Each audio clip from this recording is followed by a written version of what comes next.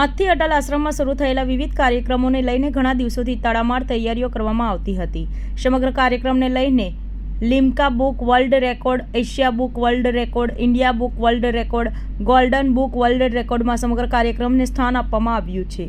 સંતો મહંતોની હાજરીમાં આજે બટુકગીરી બાપુની પારત તુલા યોજનામાં આવી હતી. આશ્રમમાં મહંત બટુકગીરી બાપુએ કહ્યું કે આજથી 2 દિવસીય કાર્યક્રમની શરૂઆત થઈ છે. પારત તુલા સૌ પ્રથમવાર થઈ છે. દર વર્ષની જેમ આ વર્ષે પણ લાડુ બનાવવામાં આવ્યો છે. હનુમાન દાદાના જન્મોત્સવને ઉજવવા બનેલા આ લાડુને ભંડારામાં ભાવિકોને પ્રસાદ તરીકે અપાશે. અટલ આશ્રમ પારદેશ્વર મહાદેવ મંચ શ્રી બટુકગીરીજી સુરત. બાપુ કયો કાર્યક્રમનું પૂર્ણ કરવામાં આવ્યો? આજે અમારી પારત તુલાનો કાર્યક્રમ પૂર્ણ થઈ રહ્યો છે. તેમજ અમારા તાપ્તી વ્રત સાધુ સમાજના સંતો મહંતોના સાનિધ્યમાં આ કાર્યક્રમ થયો છે. ભંડારો છે એ પણ આજે હમણાં પૂર્ણ થશે અને સાથે તાપ્તી વ્રત સાધુ સમાજના દરેક સંતો મહંતો. બાપુ કેટલા સાધુ સંતોનું સન્માન કર્યું? 300 મહાત્માઓથી પણ વધારેનું સન્માન, દાન દક્ષિણાથી વગેરે અને ખૂબ જ સારો એવો કાર્યક્રમ સંપન્ન થયો છે. બાપુ આપ ભારત દેશના સાધુ સમાજનું કયો પદ ઉપર આપણે બિરાજ? અખિલ ભારત હિન્દુ મહાસભાના રાષ્ટ્રીય અધ્યક્ષ તરીકે મારું પદ છે અને ખૂબ એમાં આપણે કાર્યરત છીએ. બાપુ આ સાધુ સંત મહાત્માઓ જે બી આવ્યા વંદનીય, એમને કેટલા સમય પહેલા આમંત્રણ આપવામાં આવ્યું? બધાને 20 દિવસ પહેલા મેં કાર્ડ અને પત્રિકાનું આમંત્રણ આપ્યું અને આજે બધા મહાત્માઓ અહીં ઉપસ્થિત થયા છે. કારણ કે હનુમાન જયંતિ પહેલા અમારે આ કાર્યક્રમ કરવો જોઈએ. કારણ કે વધારે મહાત્મા દરેકની જગ્યાએ નાના મોટા આયોજનો હોય છે, એટલે આ મેં વહેલા 1 દિવસ કરી નાખ્યો છે. હનુમાન જયંતિ આવતીકાલે ભાવિક ભક્તોને શું કહેશો?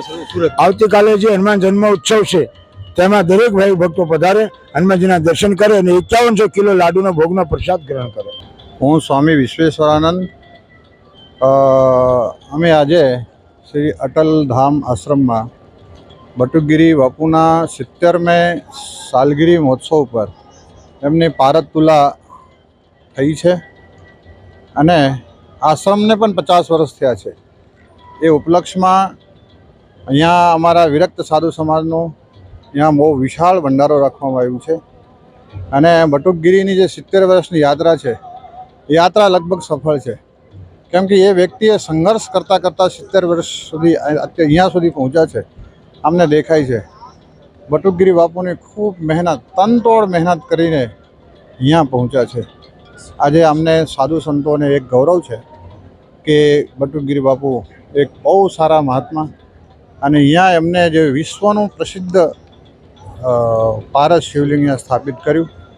સુરત માટે એક મોટો વિશાળ, જે વિશ્વની અંદર તીર્થધામ ના હોય એવું સુરતને આંગણે તાપી કિનારે એમને સ્થાપિત કર્યું છે.